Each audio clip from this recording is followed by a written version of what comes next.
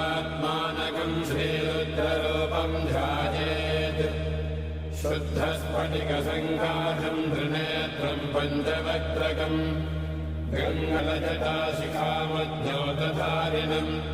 वृषस्कन्धसमारोढम् उमादेहार्थधारिणम् अमृतेनाप्लुतं शान्तं दिव्यभोगसमन्वितम् दिग्देवतासमायुक्तं सुरासुरनमस्कृतम् नित्यं च शाश्वतं शुद्धं ध्रुवमक्षरमव्ययम् सर्वव्यापिनमीशानं रुद्रं वै विश्वरूपिणम् एवं ध्यात्वा द्विजः सम्यक् ततो यजनमारभेत् अथातो रुद्रस्नानार्चनाभिषेकविधिं व्याख्यास्यामः आदितयेव तीर्थे स्नात्वा उदेत्य शुचिः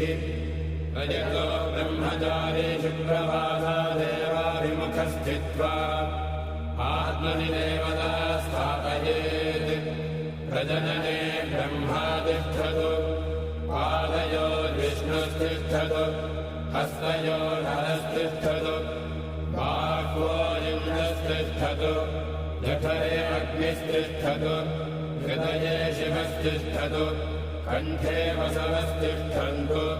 वक्त्रे सरस्वती तिष्ठतु नासिकयोर्वायुस्तिष्ठतु नयनयोश्चन्द्रादित्यो तिष्ठेताम् कर्णयोरश्विनौ तिष्ठेताम् ललाटे रुद्रास्तिष्ठन्तु मूर्ध्नादित्यास्तिष्ठन्तु शिरसि महादेवस्तिष्ठतु शिखायां वामदेवस्तिष्ठतु पृष्ठे पिनाकी तिष्ठतु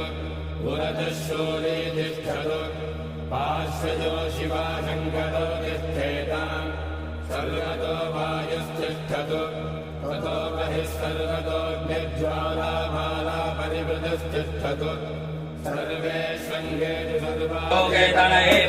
सर्वाणि मानो गौकुमारो वशे गुरीरिकामानो वीरानुरकामिनो संस्कृत्यतानो व्यवसा याराभेकजमधिरेकजङ्गरेवाय गोवाय भेकजं सुखं मे काय मे कैत्यम्बकं यजामहे सुगन्धिं पुष्पवदनं मा पुष्पारुकमिव वन्दामि द्योर्मुक्षीयमामृतानां मकं यजामहे सुगन्धिं पतिवेदनं मा पुष्पारुकमिव वन्दनामि द्योर्मुक्षीयमामुदते